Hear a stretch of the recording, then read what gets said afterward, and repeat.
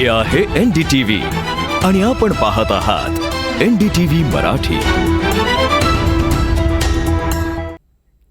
ब्रेकनंतर या बुलेटिनमध्ये आपल्या सर्वांचं पुन्हा एकदा स्वागत। मराठा आरक्षण प्रश्नी आज अहवाल केंद्रीय मंत्रिमंडळाच्या बैठकीमध्ये स्वीकारण्यात आला आणि त्यानंतर मराठा उपसमितीची बैठक सह्याद्री अतिथीगृहावर झाली आणि त्यानंतर चंद्रकांत पाटील बोलतात। निरीक्षणांचा विचार करून उदाहरणार्थ सॅम्पल सर्वे जो आहे ते सॅम्पल जास्त घ्यायला पाहिजे, ते यावेळेला 3 कोटी घेतले। त्यामुळे आमचा दावा असा आहे की SCBC आरक्षण जे मराठा समाज वेगळे देतात आम्ही टिकू। तरीसुद्धा मोठ्या प्रमाणावर मराठा समाजामध्ये हा विषय सुरू आहे की आम्हाला कुणबी म्हणा, सरसकट कुणबी म्हणा आणि सरसकट कुणबी म्हणून OBCतून आरक्षण द्या, जे 50% आत असेल ते नक्की टिकेल। आज आम्ही मराठा समाजामध्ये आरक्षणासाठी काम करणाऱ्या अनेक संघटनांचे नेते, ज्यात मनोजदादा जरांगे पाटलांना सुद्धा संपर्क केला। ते आजारी असल्यामुळे फोनवर नाही आले, परंतु त्यांच्या वतीने एक सरपंच महोदय येत होते आणि त्यांनी असं म्हटलं की बा आत्ताच्या त्यांच्या तब्येतीच्या स्थितीमध्ये त्यांना येता येणार नाही, पण आम्ही एक नोट पाठवतो। ती नोटसुद्धा बैठकीमध्ये आम्ही वाचून दाखवली, म्हणजे त्या अर्थाने त्यांचंसुद्धा म्हणणं बैठकीत आलं।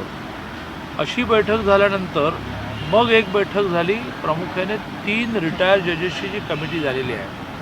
रिटायर्ड जज निवृत्त न्यायाधीश भोसले साहेब, निवृत्त न्यायाधीश गायकवाड साहेब आणि निवृत्त न्यायाधीश शिंदे साहेब, त्यांच्याबरोबर AG आणि लॉ सेक्रेटरी आणि आम्ही शंभूराज देसाई, प्रवीण दरेकर, प्रसाद लाड, जगदीशसिंह राणा, आमचे राजा राऊत असे सगळे बसलो। तर त्या सगळ्यातून जो निष्कर्ष निघाला आहे तो निष्कर्ष वारंवार हाच निघतो आहे की 10 प्रकारची डॉक्युमेंट्स ही कुणबी दाखला मिळण्यासाठी हवी होती, ती आपण 42 केली, म्हणजे कुणबी दाखला मिळवणं आणखी सोपं केलं। त्यातून आत्तापर्यंत शिंदे समिती नेमल्यानंतर 1,76,000 नोंदी सापडल्या आणि एक नोंद हे 300 दाखले क्रिएट करतं। मग माझा चुलत भाऊ आणि माझा मुलगा, माझी बहीण, कारण ती बहीण जोपर्यंत तो दाखला मला मिळतो तर तिला पण तो मिळतो, असं 1,76,000 1,77,000 नोंदी ज्या सापडल्या, ज्याच्यातून प्रत्येकी 300 एवढ्या नोंदी मिळतील। त्यांना कुणबी दाखले मिळाले, ते OBCत गेले, त्यांना OBCचे फायदे मिळायला सुरुवात झाले। यावेळेला ॲडमिशनला मी उच्च शिक्षण मंत्री आहे, तर अनेक जण काल परवापर्यंत मराठे होते, कुणबी दाखला मिळाला आणि त्यांनी OBCतून ॲडमिशन घेतलं। पण सरसकट सर्व मराठ्यांना कुणबी करा याची खूप कायदेशीर अडचण आहे असं वारंवार आलं। पण असं ठरलं आहे की 2 दिवसानंतर मराठा संघटनांच्या नेत्यांच्या मध्ये आलेल्या मागण्या, जशी एक मागणी मराठा समाजाच्या नेत्यांच्या बैठकीत आली आहे की SCBC आम्हाला नको, आम्हाला पुन्हा एकदा आर्थिकदृष्ट्या मागासचं EWS जे आरक्षण आहे ते आरक्षण आम्हाला मिळावं, कारण त्यात ते आरक्षण सुप्रीम कोर्टामध्ये टिकलं। त्याला आता सुप्रीम कोर्टात टिकल्यानंतर मागे जायला काही वाव नाही आणि त्यात जातीचं आरक्षण नसणाऱ्यांना ते मिळत असल्यामुळे खूप कमी जाती राहिल्या आणि मराठा समाजाला 3 वर्ष 8.5% मिळालं। केंद्रातल्याही नोकऱ्या, केंद्रातल्याही सवलती त्यांना एलिजिबल असतात, पात्र असतात। मग आम्ही ते घालवलं आणि SCBC मिळवलं, तर आमचा SCBC काढून घ्या, कारण SCBC असताना आर्थिकदृष्ट्या मागासांचं आरक्षण देता येत नाही।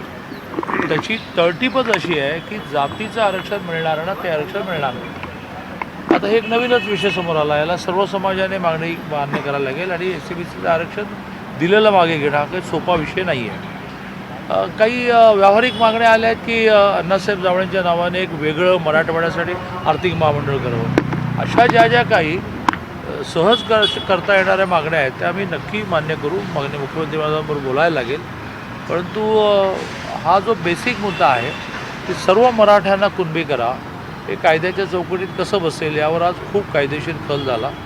सरकार सकारात्मकच आहे, सरकार काही ना काही मार्ग काढण्याचा प्रयत्न करत आहे, परंतु कायद्याच्या चौकटीत शिंदे समितीचा अहवाल स्वीकारल्यानंतर मराठा आरक्षणासंदर्भात उपसमितीची एक बैठक झाली। या बैठकीमध्ये शिंदे समितीच्या अहवालातील काही शिफारसींचा उहापोह करण्यात आला।